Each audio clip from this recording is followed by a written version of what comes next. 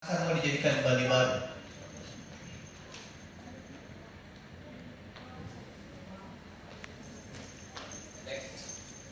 Apa dampaknya? Next. Ini saya ambil dari Sun Spirit. Next. Ada penguasaan. Next. Yang terakhir dia bilang UNESCO minta stop proyek wisata Taman Nasional Komodo, respon pemerintah. Next. Ini lensa yang kami lakukan.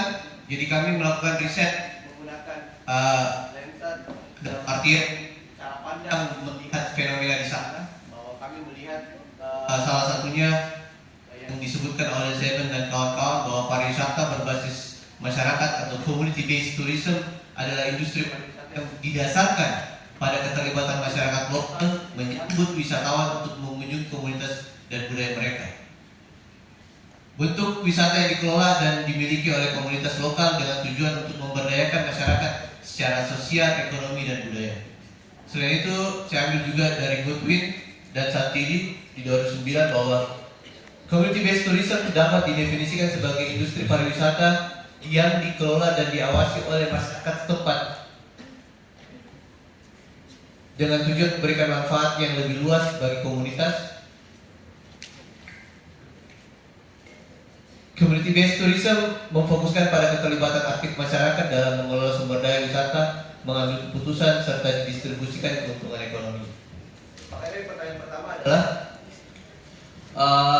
ketika kita diklaim sebagai destinasi super prioritas, apa perasaan tak? Senang. Makanya kami datang ke Labuan Bajo dengan lensa ini, memastikan apakah tagline itu atau stigma super prioritas itu mengedepankan konsep community based tourism. Bukan orang lain yang datang, orang lain yang mengolah tanahnya, orang lain yang membuat pariwisatanya, dan orang yang asli di sana, orang yang tinggal di sana, orang yang bermukim di sana harus keluar dari Labuan Bajo. Next. Kami mengambil 6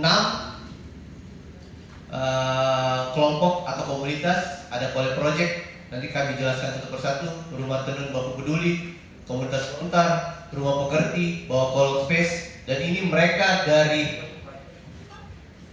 anak muda yang punya spirit yang sama. Kami ambil satu Pokdarwis karena program pemerintah, namanya kelompok Sadar Wisata Desa Warloka, itu nama desanya. Karena kita mencoba untuk mengkomparasikan bagaimana sesuatu yang sifatnya top down, yang bagaimana sifatnya sesuatu yang bersifat dari bottom up. Next. Ini College Project lahir di 2021, didirikan sama anak muda, pegiat lingkungan dan pariwisata berkelanjutan. Mereka mengedukasi wisatawan dan mengenai pentingnya pengolahan sampah. Dia punya kampanye Zero Waste Tourism, College Project melawan peningkatan limbah plastik dan eksploitasi ekosistem pesisir akibat lonjakan wisata dan kurangnya regulasi. Kalian bisa bayangkan, setiap event di Labuan Bajo yang mendatangkan orang pasti mendatangkan plastik.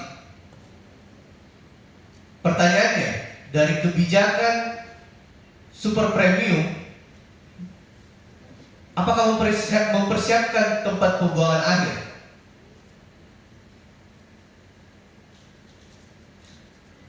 Dari penelitian kami di College Project, mereka sudah punya gudang dan teknologi untuk memadatkan sampah plastik. Karena mereka pikir tidak ada pembuangan sampah yang dipersiapkan, tidak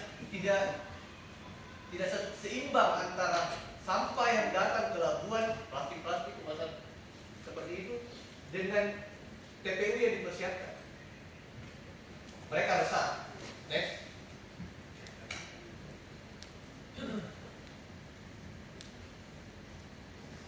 Next silakan. Ini bawa kolom space, ini kegiatannya. Mereka mencoba untuk mengkontekskan bagaimana dunia lokal dalam konteks global. Next. Ini kegiatannya tur kampung. Bawa kolom space atau biasa disebut dengan video game. Dibentuk di 2020 oleh sekelompok pemuda kreatif. Kami interview dengan orang bawa kolom, ternyata orang mahasiswa Makassar, orang Labuan yang kebetulan kuliah di Makassar, dan mencoba untuk mengeluarkan ekspresi keresahan mereka terkait kampung halamannya dengan bentuk video. Makanya kalau ditanya apa itu video game, dia bilang kayak di Makassar, video nih, buat video nih, kayak begitu. Mereka bergerak di bidang seni, budaya, literasi, seperti tadi flyernya, bahwa kolom space menjadi ruang kolektif untuk membangun kesadaran kritis masyarakat, mencoba untuk memperkenalkan budaya-budaya yang lokal untuk menjadi instrumen sebagai dalam bentuk pariwisata di Labuan. Next.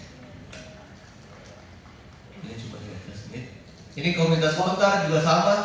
Mereka adalah kumpulan orang-orang di desa Gorang.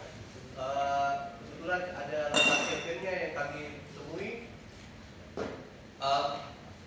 Mereka sama-sama lahir dari kampus seni yang mencoba untuk kembali ke kampungnya, bahwa apa peran seni dalam kampung. Sekarang sudah berkembang, kami cerita di sana, sudah mencoba untuk memperkenalkan ada wisata desa, naik sepeda di desa, sudah memperkenalkan wisata memanggil turis untuk memanen di sawah pada saat musim panen, dan satu paket bisa makan ikan nila di sana. Rumah Pekerti lahir di 92 dari diskusi kami, dari interview kami dengan Rumah Pekerti. Dia yang memperkenalkan kami kenapa namanya Labuan Bajo, karena di sana daerah Labuan dan orang-orang Bajo tinggal di sana. Dulu orang Manggarai tidak tinggal di sana. Dulu orang Manggarai, karena Labuan ini terletak di Kabupaten Manggarai Barat, orang Manggarai itu dikenal dengan orang yang lebih memilih untuk tinggal di atas gunung, makanya namanya Labuan Bajo, karena orang-orang Bajo yang tinggal di Labuan sana. Sekarang orang Labuannya sudah pindah. Mereka bergerak di 92, ini typo, bukan gender, karena mereka mencoba mengadvokasi pertama kali ketika ada isu human trafficking di NTT lumayan tinggi. Ketika anak perempuan sudah dewasa, cenderung budaya di sana human trafficking, menjual anak perempuan untuk bekerja, bisa di pariwisata, bisa bekerja di Bali pada saat itu. Dia sudah berkembang isu mengelola isu sampah, isu disabilitas juga. Next. Ini Rumah Tenun Bak Peduli. Next. Dia mencoba untuk next. Gambar yang tadi adalah bentuk pengolahan tenun, kain tenun.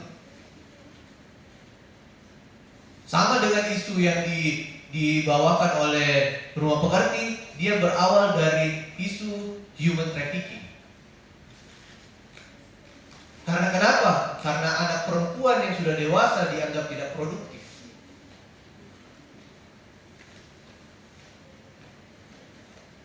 Rumah Tenun Bak Peduli hadir untuk memperkenalkan ibu-ibu, remaja, perempuan, juga bapak-bapak bisa bekerja di rumahnya tanpa mengganggu pekerjaan utamanya dengan menenun. Dan itu mencoba untuk mempertahankan budaya tenun di mereka. Makanya kami bertanya ke kami yang di foto tadi, apa tenun khas dari Labuan? Jawabannya adalah motif tenun itu biasanya per keluarga. Kalau mungkin kita di sini per marga. Jadi diturunkan. Ada keluarga yang khusus, oh ini tenunnya keluarga ini dan segala macam. Makanya kami ketika ke sana ada satu tenun yang sangat cantik sekali dan tidak boleh difoto. Karena dia bilang jangan difoto karena kalau difoto pasti di media sosial. Kalau di media sosial dia bilang everything will be printing in China. Kan sedih kita pakai baju batik tapi made in China. Kita pakai tenun katanya motif tenun. Makanya tadi keterkaitannya dengan motif kita pakai tenun Labuan tapi printingnya made in China. Bukan di tenun tapi di printing. Next. Oke. Mereka punya kesamaan spirit pada gerakan mereka.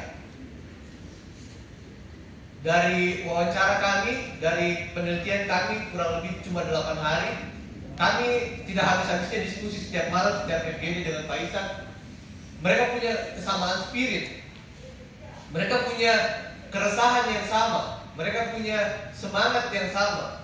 Mereka mencoba menjadi pemain bukan hanya penonton. Mereka peduli dengan keberlanjutan wisata pada wilayah mereka. Ini titipan Kole. Dia bilang Labuan bukan tempat pembuangan sampah.